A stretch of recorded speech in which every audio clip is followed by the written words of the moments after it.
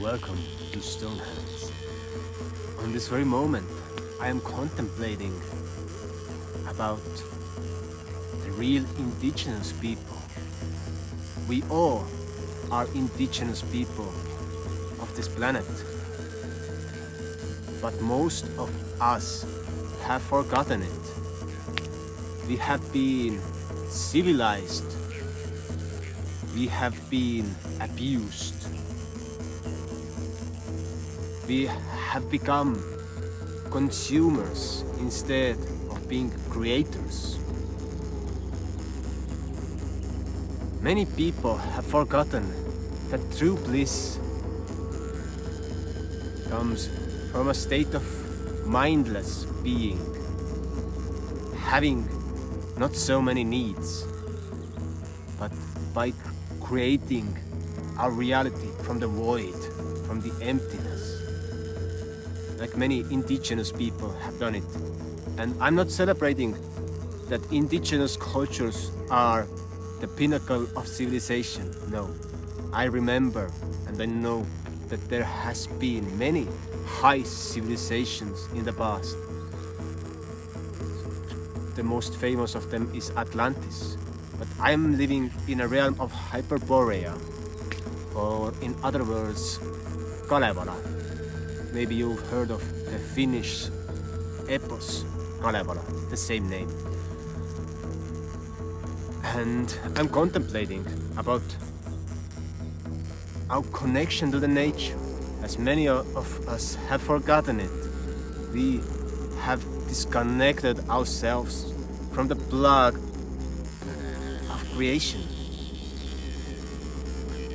I really love structures, I really love buildings, I really love creating things with my hand and also with my mind, as on this very moment.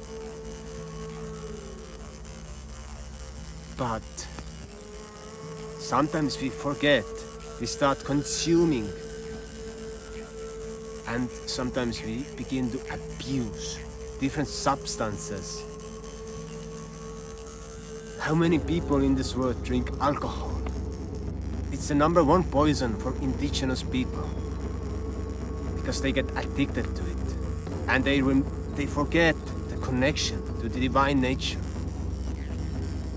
But if we can remember who we are, it is such a blissful state of being.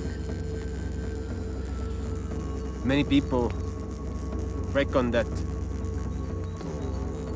using substances, it gives a sense of feeling well or joy, whatever.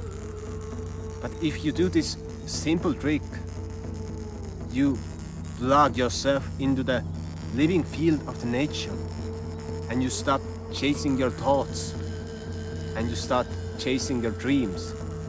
And your dreams, they arise from the subconsciousness. They arise from the back of your head. When you take your thoughts and you see them as clouds who pass away, who fade away. And if it is difficult for you to let go of those thoughts, focus on listening to this inner feeling. And it can be sometimes some pain or grief. Listen, but it can also be suppressed joy. I went in Finland to learn how to be laughter yoga facilitator. I had this instinct, and when I went there, I did not know how much laughter I was holding back in my life. Then I realized it. So, by listening, we get this sensation, what we really desire. And when we listen long enough, we start seeing visions. We start having focus in life of doing what is real to me, what is real to you. As nowadays culture cherishes the selfish living, it's me.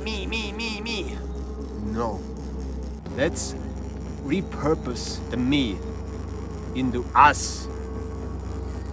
And part of the us is the me. And me is not the one who's trying to grab something, to consume. But this me is trying to create something. Trying to create a better world for everybody. Okay. Trying to create beautiful experiences for myself. And most joy that we get out of living is by helping others, by creating amazing things, by having a community around us. These are the most powerful things in this life. Like so many male people are struggling. So many young men are alone in their apartments playing video games, having this quick dopamine hit. It's time to detox from dopamine, detox from things that close our connection. Let's realign back to our true nature. And as one of my teachers said, everything is part of the nature. Even this thing is part of the nature. A television, a phone is part of the nature. Because it's all been created from the one source, from one pool of creation. But the thing is how we use it, how we use the things that we have created, how we utilize them, and how we create connection that is meaningful, deep, and gives us a sense of belonging.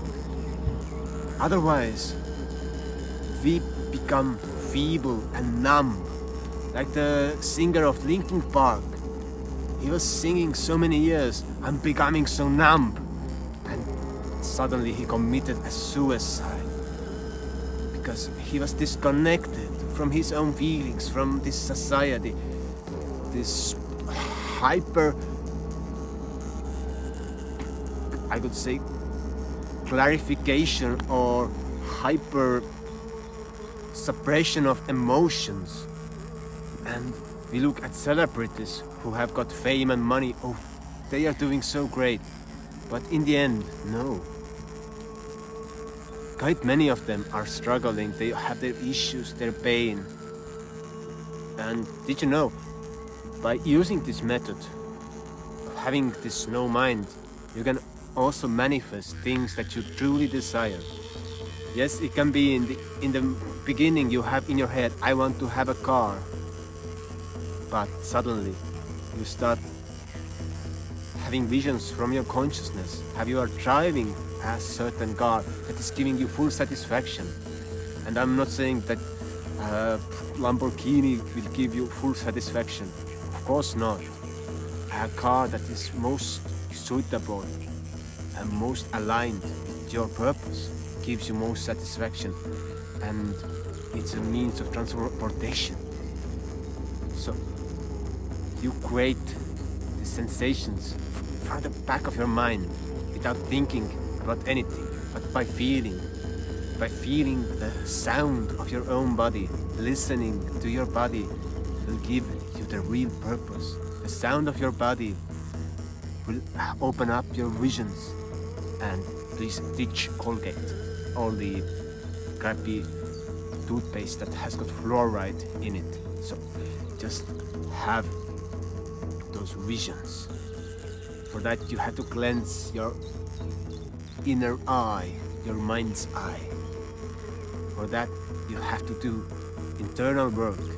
And in the beginning it can be really uncomfortable. But it's simple. But most people are going to therapies and other things. No, you don't need any therapy. You just have to start feeling yourself and arising, being in this creative state of mind where everything is lucid, and you will actually create the state of body, the state of mind that you truly enjoy. Like Ram Dass, when he was on a wheelchair, he had gone deep into his meditative and contemplative nature, saying everything is love, everything is so beautiful. because he had to face his own pain. He could not escape it no more. But before such thing happens to you, you can make choices and start creating instead of consuming your life, doing things that you love, building connections. And consuming things is a byproduct of being a creator, of living a life of bliss, a life of joy. Life is of fulfillment. Simple as that. I hope you enjoyed. Please subscribe and see you soon again. Goodbye.